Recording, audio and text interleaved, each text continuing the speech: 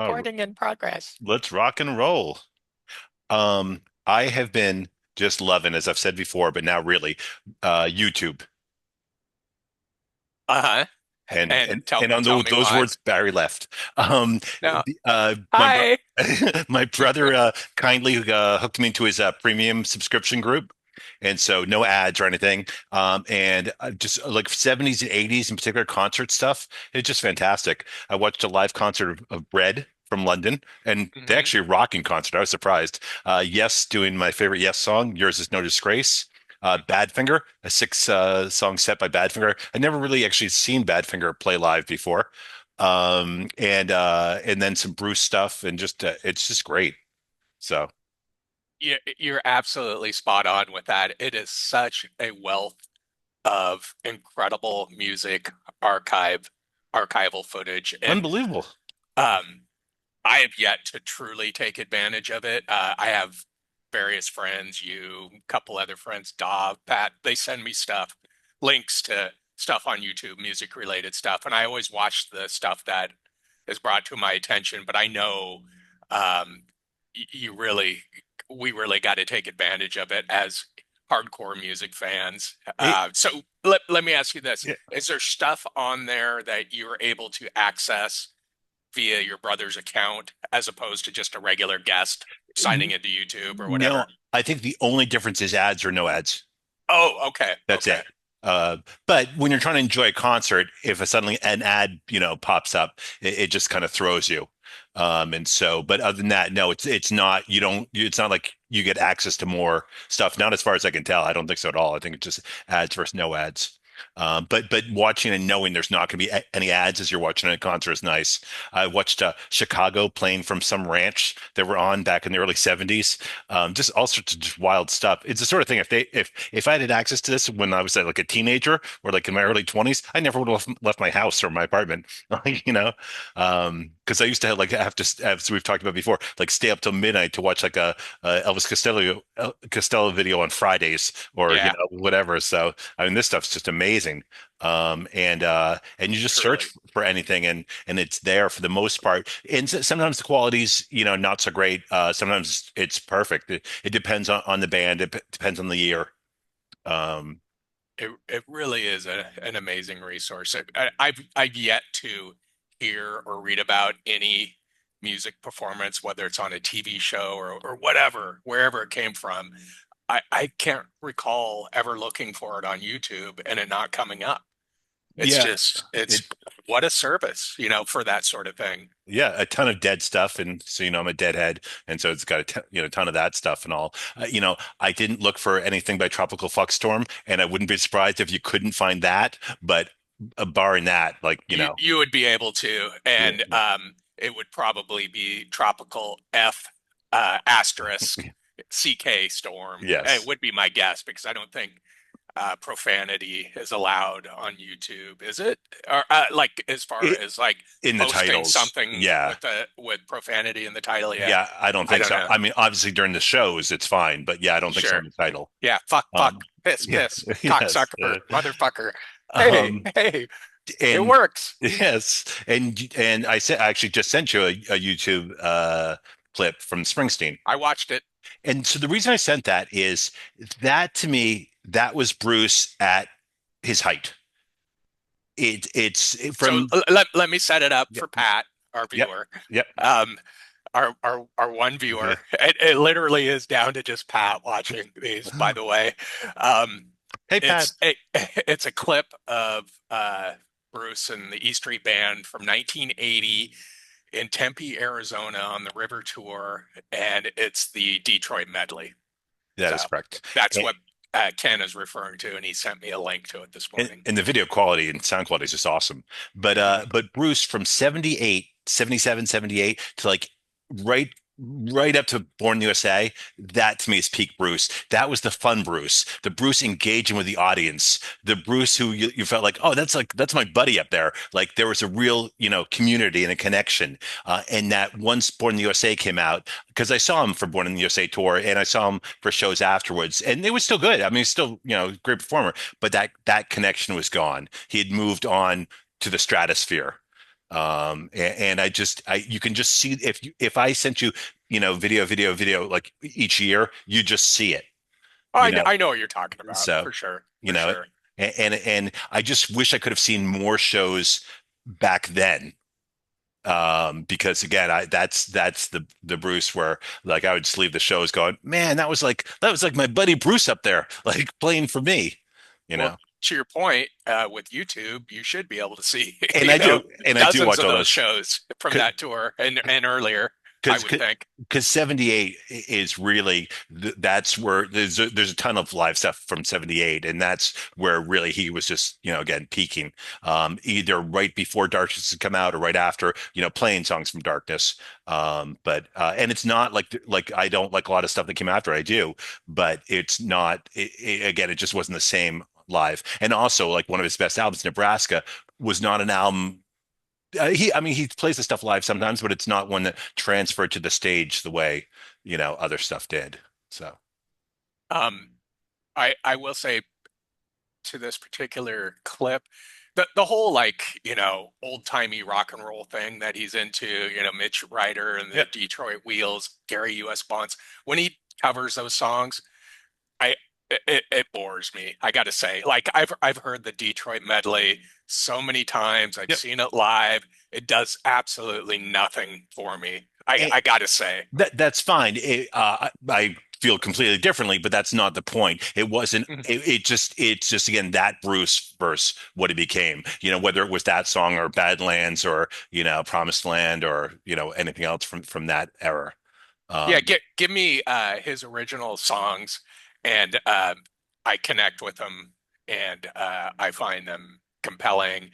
But the whole like again, just what I said. But there, so there, you're sending that just as like like a perfect example of him in what you think is his prime. yeah, the absolute height of his powers.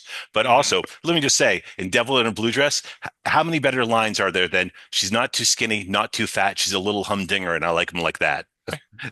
I mean, That just sums up how I feel. yeah, it's fine, So, And I yeah, should, I don't know, I shouldn't talk shit about anything Bruce does because he is a true rock and roll yeah, troubadour. I mean, and that's what comes to mind yep. when he's doing that Detroit medley. It's like rock, rock and roll savior, rock and roll troubadour. And again, I just it's not that interesting to me. And it's the whitest sounding rock band ever. Gary Talent, Mm. looks he couldn't look like a guy with less soul and less groove. Great bass player, but the way he moves around and the whole crowd, I've never seen such a wide audience. That's what struck me. And do you remember? I'm curious as to whether or not you saw this, but when the camera shot, when it'd go to a wide shot of the stage and you would see like the first 10 rows of the crowd, there's one guy, everybody in the audience is staring at the stage transfixed. And there's one guy like 10 rows back who's just looking backwards the whole time, like with no emotion whatsoever, just looking backwards, like almost into the camera. Did you notice that? I didn't, but that's the guy who's like, "Where'd my girlfriend go getting beer? Like, why isn't she back yet with my beer?" Watch So, it again for that because okay, it's okay. really funny. And I don't know if the guy is doing it to be funny. It doesn't look like it. It just looks like a guy No, who's I'm serious. I think out he of was his he was gourd. either that or again he was just looking for his girlfriend or his buddy who went to get drinks. But he wasn't looking around though. He's just Okay, like he's like okay, I've got this. I've got to see it again. So, It's really yeah. kind of funny. And I thought that might have been why you sent me the Oh clip. no, that because that'd be too random that you'd like that But you'd know. it's I Okay, don't know. Watch it again. okay, It's pretty noticeable. Maybe it's because I was bored with the rest of it. probably I so. was Yeah, looking at other yeah. stuff. But I was taken aback by.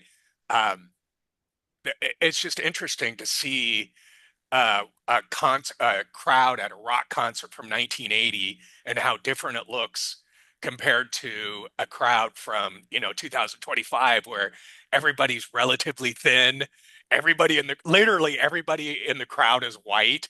Everyone. Yeah, Yeah, yeah, and the hairstyles and everything. It's just weird to see the change in our culture, visually yeah. in the last 45 years.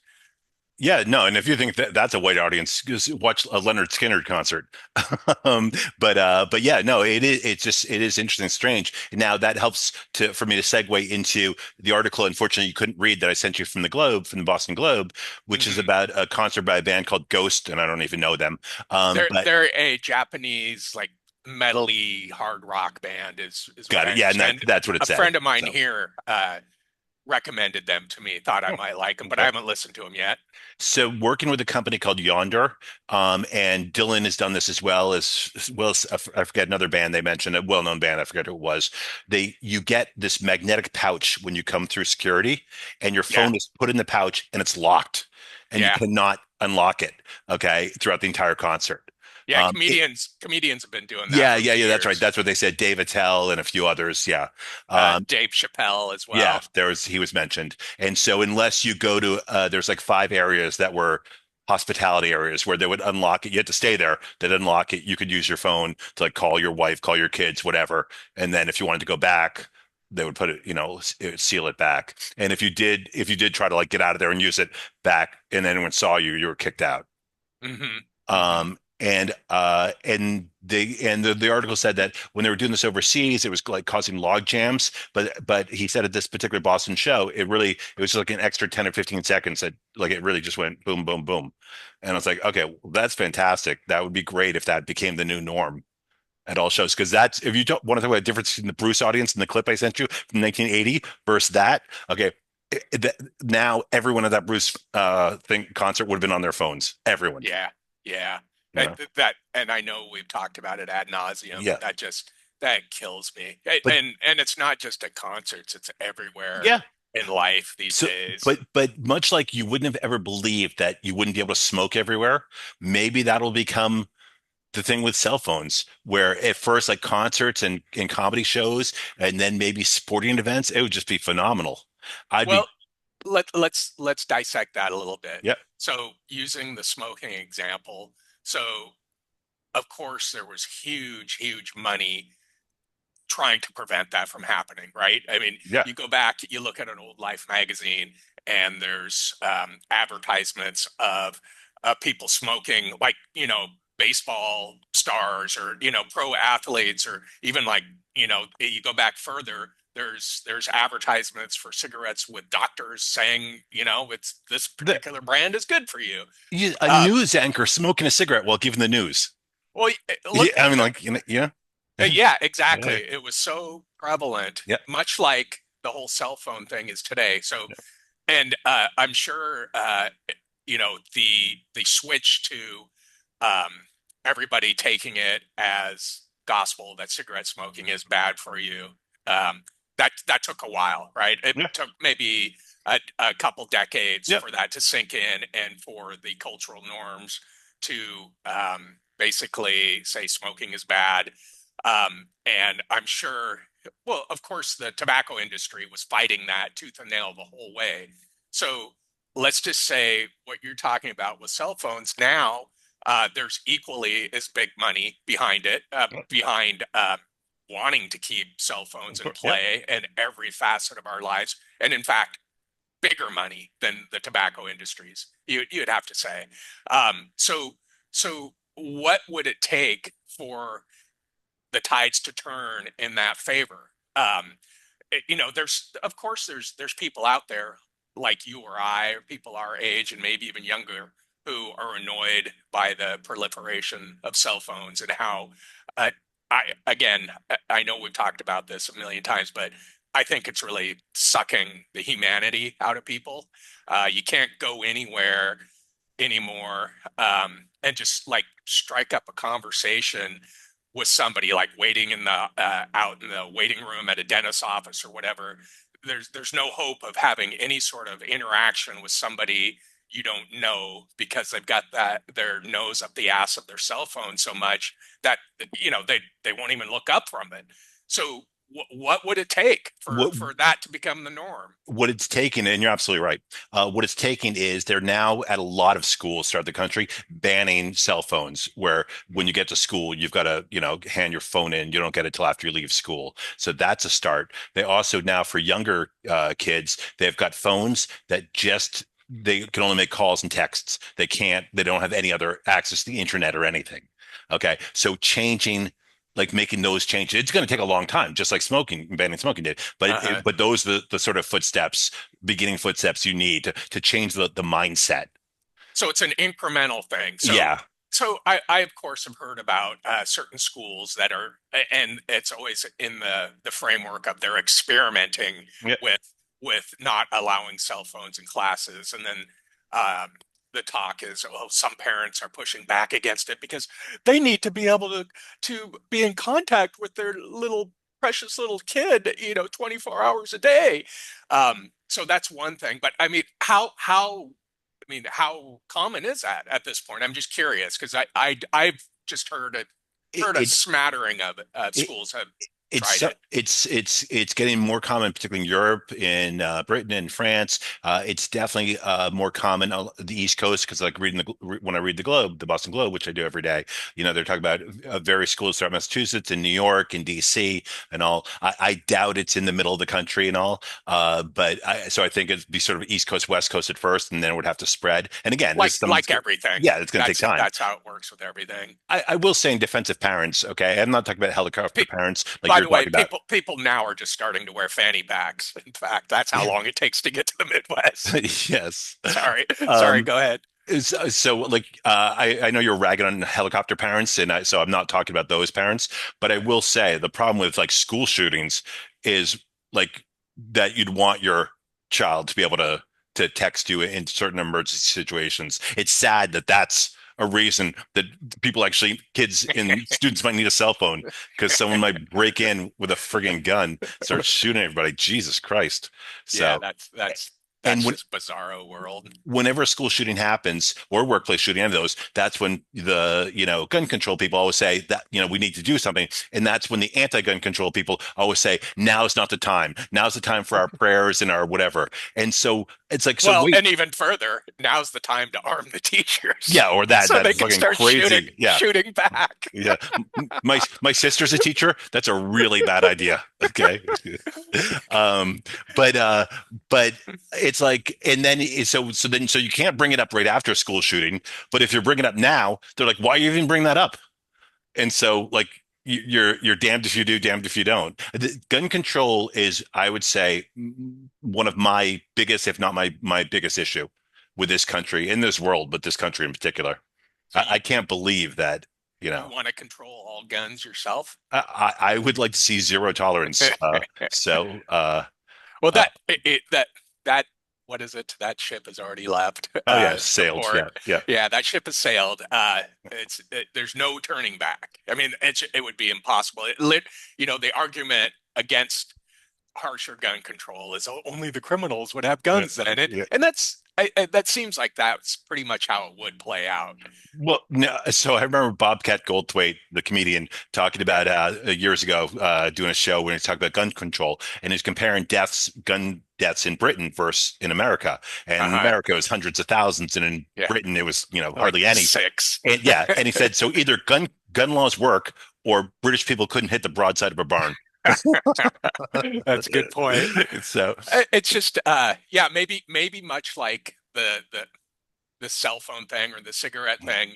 It's just you just gotta incrementally chip away and at it's that's what I eliminating it from the culture. and that's what I want to see. I'm like, look, just do a little bit now, just a little bit. That's all I'm asking. Yeah. And you don't even see a little bit done. I don't understand why people can buy assault weapons. Yeah, that Listen is to the kind of name of weird. the title. Like, Yeah, like an I AR-15, the ones that are typically used in the most heinous yeah, or shootings seem to be AR-15s, bump stocks that turn machine regular guns. car into machine guns and all. Like, if you want to have a rifle, so you can go hunting, whatever in in the Midwest, like that's fine with me. I just don't understand. I also think, and I don't know this, but I believe that when someone gets a gun, they're sort of waiting for an opportunity. To use it, and that's why I think you see road rage. Texas is the road rage capital of the world, and it always ends in a shooting. Yeah, yeah, It's because just, everybody's armed. yeah, Like in another state, like I don't know, take Washington for example. Somebody pulls out a gun. and takes a shot at somebody because of a road rage incident, chances are the person you're shooting at isn't also armed. But in Yeah. Texas, you shoot at some random person, they're going to shoot back at you because they're going to be armed as well. And what And scares me that's is a stereotype, but I'm that's the only probably person pretty in true. I'm the only person in Texas without a gun. It concerns me.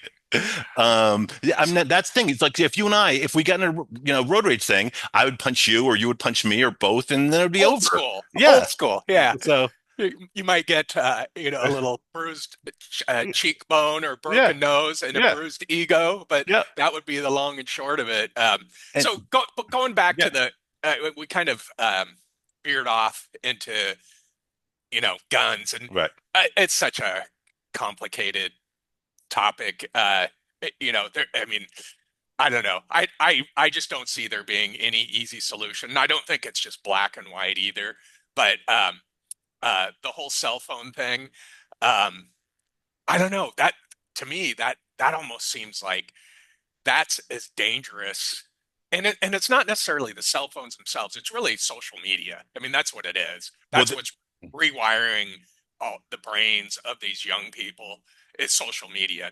When I get out of hot yoga class and everybody is right away looking at their phones, it's not because they're waiting for like some important message and they're checking texts or whatever. I can see they're scrolling on their social media like, ooh, who liked my new picture, or that sort of shit. That sort of shit. Who responded to my picture, my post?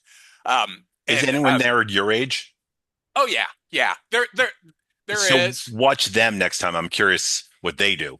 Um, well, they're on their phones just That, as quickly right. as younger people, Okay. for the most part. Yeah. Of course, there's exceptions, but for the most part, I mean, it blows my mind. And that's after coming out another example of the sort of interactions that I think are really damaging us as people is you come out of something like that, and you went through this experience together.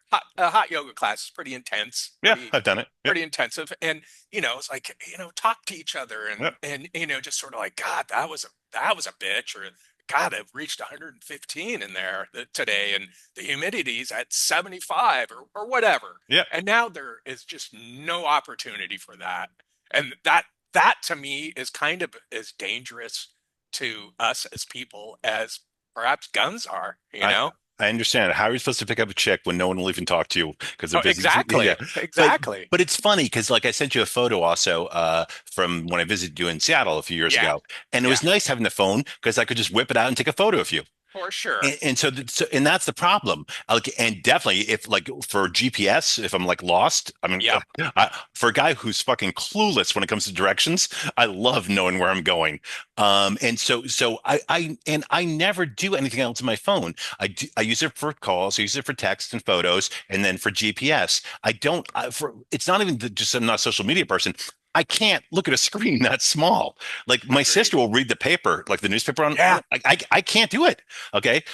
There's like, I don't even use my laptop computer. I've got a oversized monitor. Yeah. Okay. Because even the laptop screen, I find too small. Never mind a phone. And I'll see people in the airplane watching a movie on their phone. I'm Yes. like, what are you Yes. crazy? I'm always hoping they're watching like Godzilla, or like, Jurassic Park, it's like, I don't get it. But again, I found like there are times I've texted you or you've texted me, oh, we need to reschedule, or like, some funny thing about when you're in like, Colorado, Fort Collins or whatever, and that's great for that. I like that. And so, but again, so I think it is the cell phone, but as you're saying, it's a cell phone as conduit of social media. Yeah. Yeah. And you're so right. Of course, there are some really great aspects um, that come along with it. The Like you said, the GPS functionality, texting, whatever, photos. Yeah, that stuff is obviously really convenient and a really nice tool. But I guess it's like everything. Once you start indulging too much, it all goes to shit. But like when I, as you know, I used to go to South by Southwest, the music Mm. festival here every year. Kim and I would go every year, and we had friends who would come down from Boston, and they'd be going, they'd be at one show, we'd be another, and then they would text us or we would text them, hey, just so you know, they just announced so and so's playing because there's so many different shows going on all at one time, and so like I remember when Glenn texted us to let us know Carbon Silicon, which was Mick Jones from the Clash, his new band, they were suddenly doing a show, and we were like went racing across, like we ran 10 blocks to get there, which we couldn't have done otherwise. And so like, and so stuff like that, when you're at festivals, when you're on like on the road with a bunch of people, it's just so helpful. And so that's the problem is used correctly. It is essential and like the most perfect device. And then unfortunately, it's just become this thing of, you know, mental masturbation. So, I mean, there again, that the genie is out of the bottle, Oh and yeah. there's really no going back. But Yeah. something that would solve what we're talking about and eliminate what we're talking about is if the functionality on the phone was kept to, using it as a phone, using it as a GPS, using it for texting, Yeah. nothing else, and then that the problem we're talking about goes away. It, And it that's really does. and that's what I'm saying they're doing with phones for young kids now. So, and yeah, that's interesting. I wonder, yeah, I don't know anything about that. So, Because if you had a 10-year-old kid, you'd want him to have a cell phone.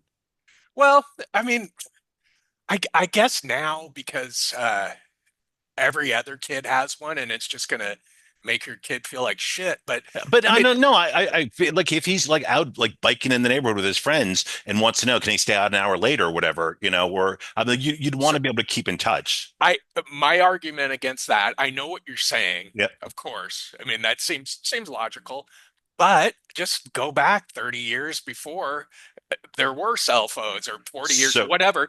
How did we manage? How did we manage to well, do that and well, and get through the day without he them? he would have gone to a payphone and called your landline. Okay, and there's a problem with that. As you can, I'm going to let you figure out the problem yourself. Well, or you just showed up at home late and maybe got a bit of an ass chewing or Yes. whatever. Yeah. But I just whenever somebody says, "Oh, well, I have to be in touch with this person, at all times. I have to be able to reach them at all times." No, Uh, but it's, I just you're I taking don't it too. buy that. Yeah, because you're taking it too far. Kim would text me on her way home from work saying, "Hey, do you want me to stop and get beer on the way home?" I'm like, "Yes, I do." So thank you very much for texting me. And she wouldn't have been able to do that otherwise. Um, Um, yeah, you know, okay. when Um, you'd have your music nights back in Issaquah, okay, and so what, 6, 8 of you are all like gathering together. I'm uh-huh. sure there were texts, "Hey, I'm running 20 minutes late. Hey, do you want me to bring this?" Or "Hey, like, what record or Well, whatever, you know."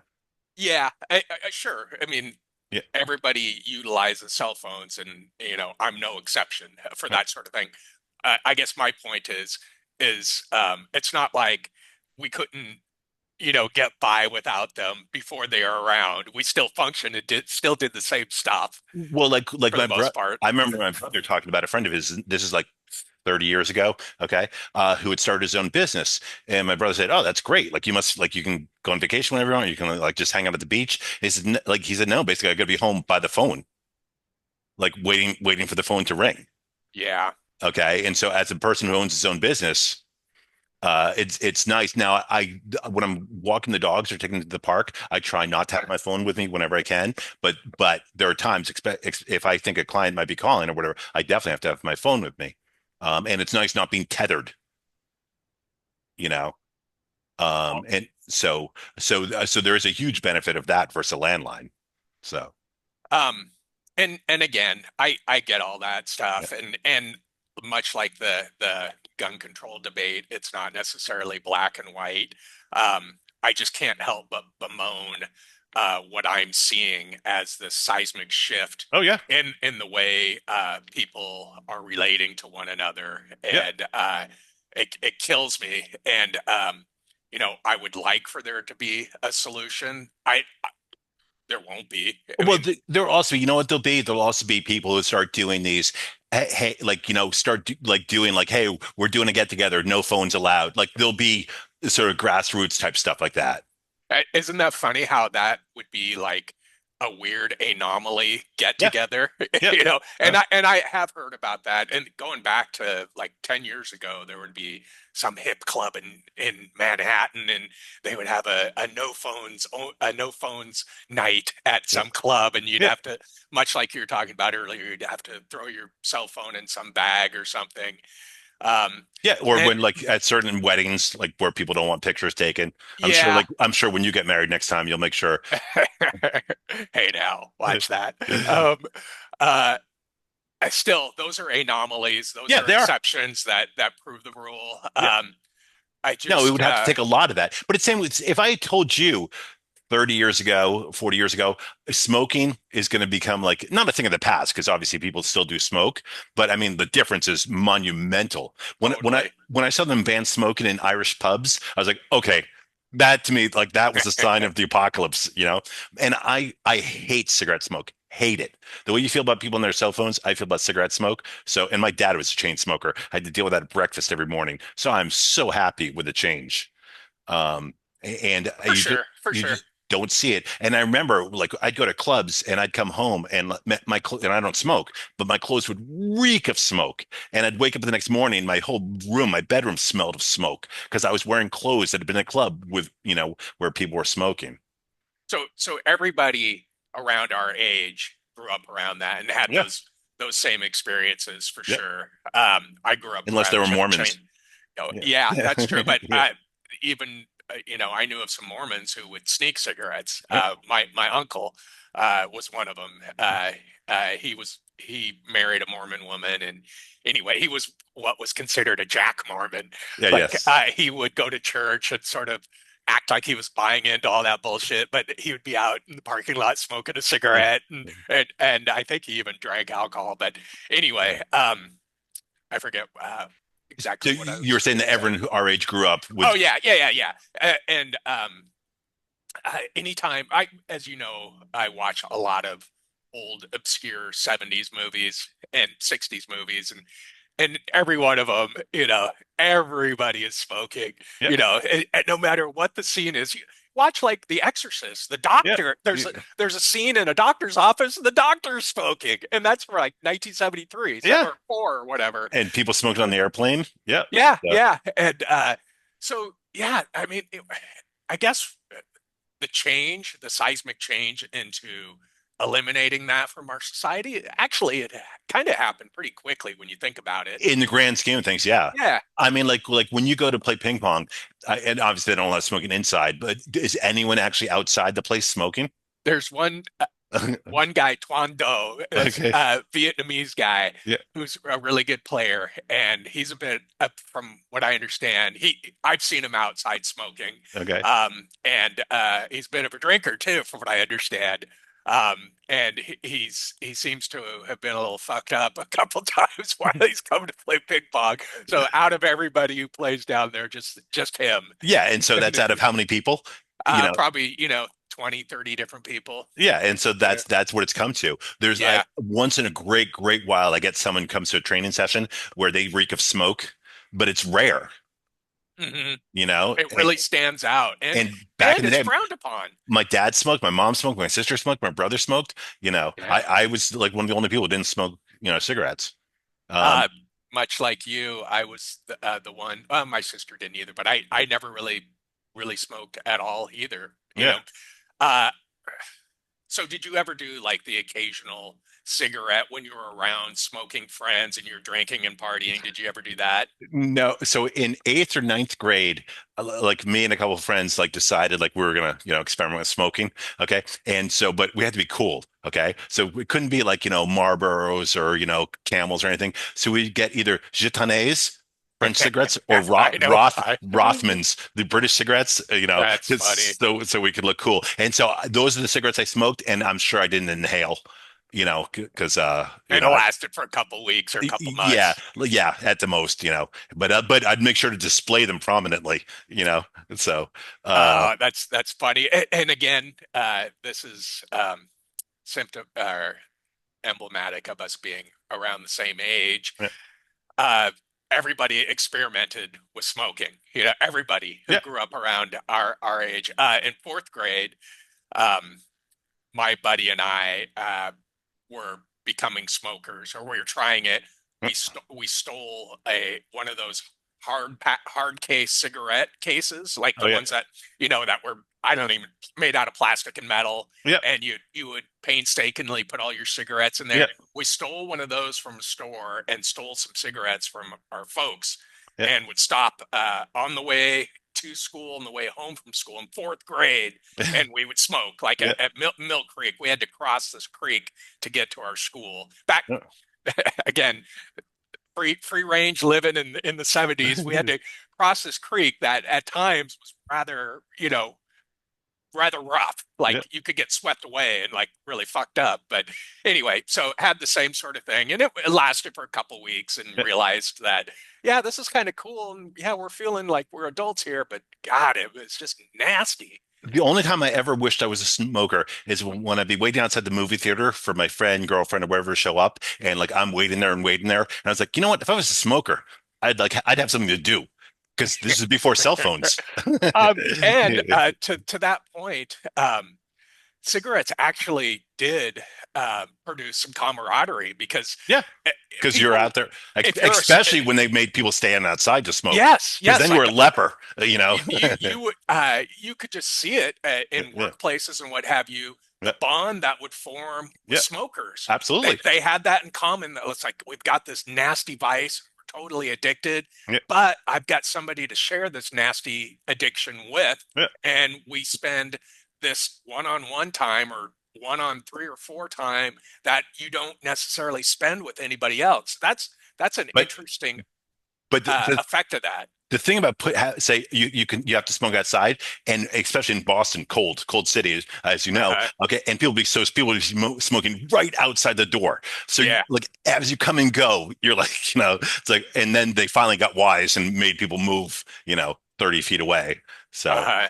but It is nasty. And to your point about growing up around it, I would be in the back seat of our like VW square back. You remember those? yeah, You know what those are? yeah, It's a VW like station wagon, yeah, and both my parents would be smoking away, and I would just be hanging my head out the window yeah. like a sick little puppy. It was nasty. If my windows are usually open in my car because usually I have the dogs in the car, so I want to have the windows open. And if I'm at a stoplight and the car in front of me, the person's smoking, their hands out the window holding their cigarette, even Gross. that really bothers me. My nose is super sensitive. Which, by the way, when you're a dog trainer and a dog owner, you don't want to have a super sensitive nose. Unfortunately, uh, unfortunately, I do. So that's it's life. um, a lot of times you look back on the era that you grew up in with rose-colored glasses, and like, oh, music was better then, It styles were better was. then, clothing was Yeah. better than, um, movies were better than back then.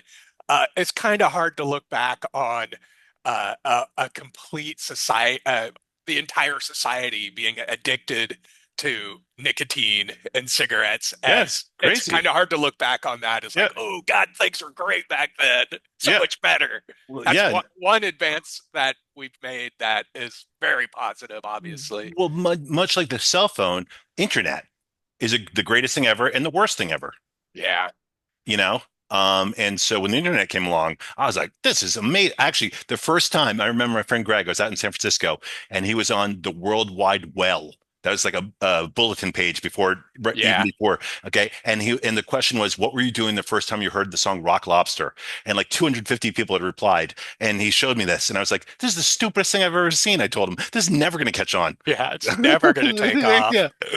So, but once internet came around, that was so exciting, and that was dial-up, and then broadband came around. I was like, oh my God, and so on.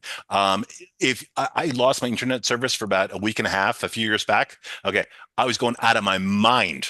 For sure. Okay, so